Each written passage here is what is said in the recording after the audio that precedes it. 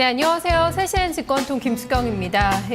올해 증시도 이제 한 달가량 남짓 남았습니다. 며칠 안 남은 이번 달 달력을 보면서 좀 아쉬운 마음으로 보고 계신 분들도 꽤나 되지 않을까 싶은데요.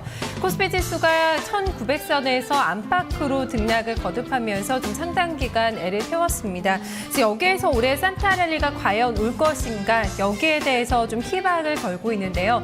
공통적으로 얘기하고 있는 것은 밸류에이션 매력은 아직 충분히 남아 있다는 겁니다. 그렇기 때문에 좀 반등 가능성을 많이 보고 있는데요. 실제로 최근에 하반 경직성을 수차례 좀 확인이 되고 있습니다. 경제 지표의 개선 쥐고 또 연말 소비 시즌에 대한 기대감이 계속해서 가져가고 있다는 점을 감안한다면 계속해서 반등을 이끌어주는 모멘텀이 될 거다, 이런 좀 분위기가 조성이 되고 있습니다. 특히 이런 좀 지수가 추가적으로 상승하기 위해서는 낙폭과대주들의 반등이 좀 반드시 동반이 돼야 되지 않을까 싶은데요. 오늘 장에서 좀 그런 흐름들이 확인이 되면서 이런 부분에 더 희망을 실어주고 있습니다. 오늘 장을 함께 정리를 하면서 전략 같이 세워보겠습니다.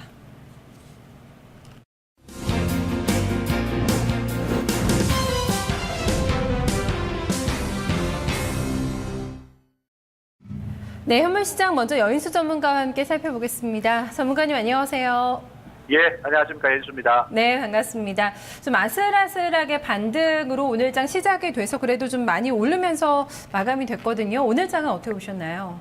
네, 오늘 탕세는 이제 한마디로 요약하면 그리스 해소 기대감, 낙폭 과대 경기주 반등 장세라 표현해야 되겠습니다. 네, 그래서 말씀하신 대로 오늘은 그래도 온기가 좀 전반적으로 퍼져 나가는 흐름이 아니었나 좀 싶습니다. 이제는 이제 연속성에도 문제가 되겠죠? 그렇습니다. 연속성도 문제고요.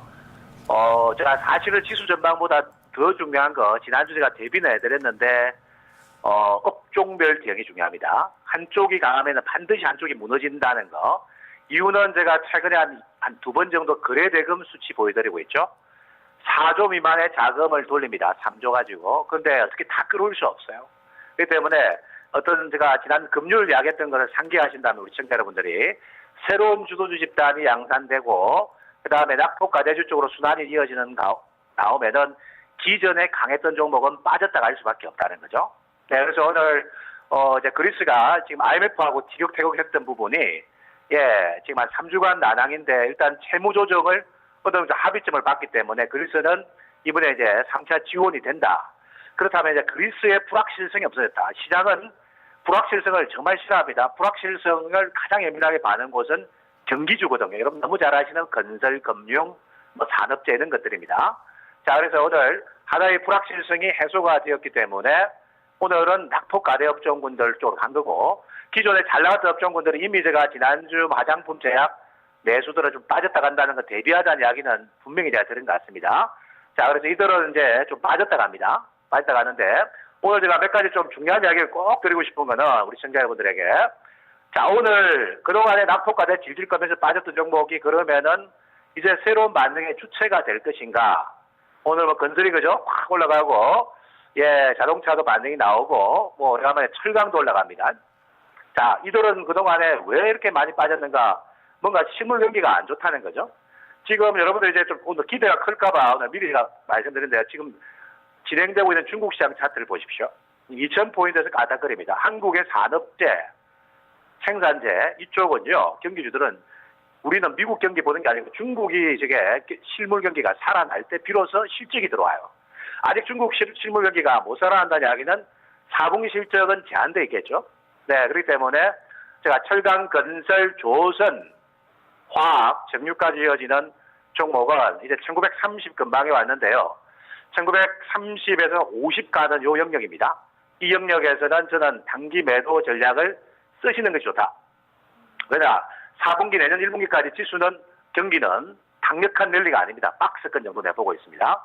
이렇게 보시면 되겠고, 네, 주변 업종군들 많이 올라가는데 반대로 조정받았던 IT 업종은 내일 고개 들 수 있다는 가능성을 내포하고 있고요. 네, 그 다음에 나머지 업종군들 너무 많이 말씀드릴 수 없기 때문에 나중에 업종을 보면서 따로 설명을 드리도록 하겠습니다.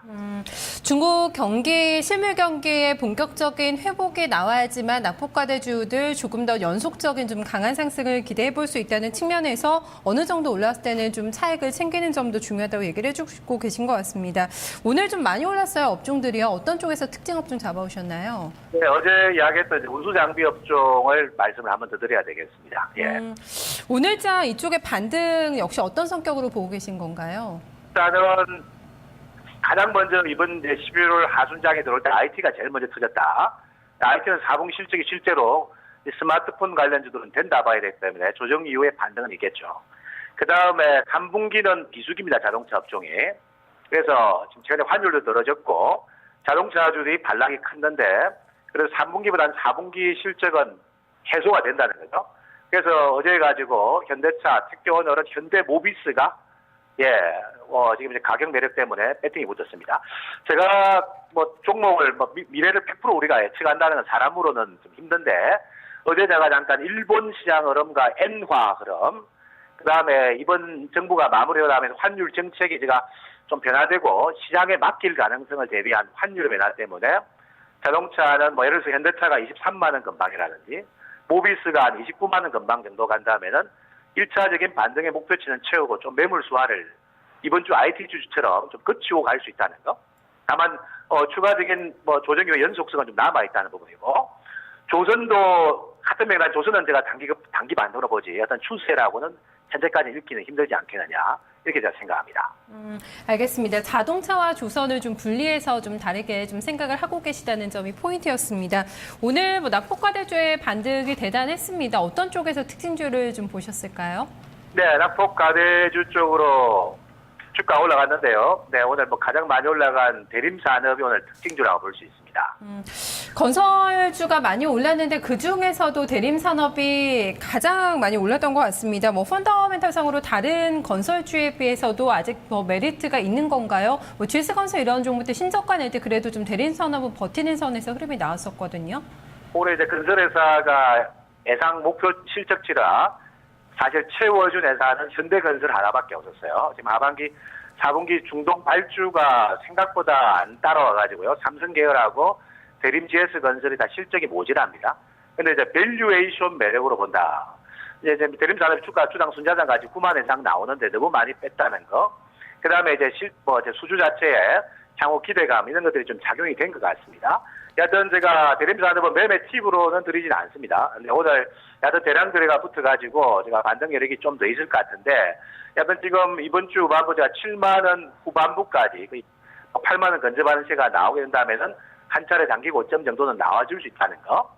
네, 지금 경기주 오늘 반등이 나와서 이제 본격적인 주도하는 어떤 시세가 나오지 않겠냐 이렇게 보는 시각도 분명히 저는 있을 것 같은데 아직은 경기와 어떤 지수 모멘텀 자체가 부족하기 때문에 오히려 이제 단기 고점 만드는 다음에 어떤 박스권을 어느 정도 형성해야만 완전히 빠져나오겠죠. 이런 부분을 좀 생각을 꼭 해야 되겠고 오늘 제가 또 내일의 전략도 꼭 제가 미리 좀 말씀을 제가 드리고 싶습니다. 네, 내일장 어떤 부분을 좀 강조를 해주고 싶으신 거죠? 좀 얘기해 주시죠. 저하고 좀 생각이 다른 의견이 있을 수 있을까지 가지고 여러분들 제가 꼭 참고해봐라 말씀을 드리겠는데 오늘 강세를 보인 이제 1900지가 11월 중순 바닥 신장이 고점이 어느 정도냐 대단할 수는 없었습니다만은 제가 보기에는 적게는 1930대요 많게는 1940, 50을 보자 보고 있고 미국 재정 절벽이 완벽하게 해결이 안 됐기 때문에 지금 지격되어가는 가운데 약간 조정의 사유는 다음 주 있을 수 있다는 걸 대비해야 되겠고 그래서 경기 관련주들 강한 드라이브가 걸릴 때는 분명히 현금 조절을 좀 하시자 말씀을 드리겠고요. 그 다음에 기존의 주도주 형태를 보였던 내수 경기 방어 소비 그죠? 여러분들 잘 아는 제약까지 오늘 반락폭이 크죠. 11월 말에서 12월 초순에 그 친구들은 저점을 완성한다는 것도 알고 계십시오. 제가 내년 모멘텀이 박스 안에 갇힌 장이면은 내수 경기 방어 화장품 제약은 다시 살아납니다. 다만 가격 조정을 충분히 닫고 살아나겠죠. 이 점을 생각한다면은 여러분들이 현금 비중을 늘리면은 어디로 들어갈 건가 주후반부 고민을 섹터를 바꾸어서 하시면 제가 분명한 결과도 또 한번 나오지 않겠느냐. 서둘 필요는 없는데 준비할 대안이라는 건 분명히 제가 미리 좀 말씀을 드리고 가야 될 것 같습니다. 네, 또 미리미리 준비를 해야 되겠네요. 전략 고맙습니다. 예, 감사합니다. 연수였습니다. 네, 계속해서 단기적으로는 일단 낙폭과대주 쪽에서의 좀 반등을 이용해서 수익을 내보자는 얘기였고요. 조금 더 길게 본다면 지금 약간 흔들리고 있는 화장품이나 제약 쪽, 내수주 쪽에서 종목들을 매수를 해서 좀 기다려보자는 전략을 제시하고 있습니다. 여인수 전문가와 함께 현물 시장을 정리해봤습니다. 네, 이어서 외환시장도 함께 살펴보도록 하겠습니다.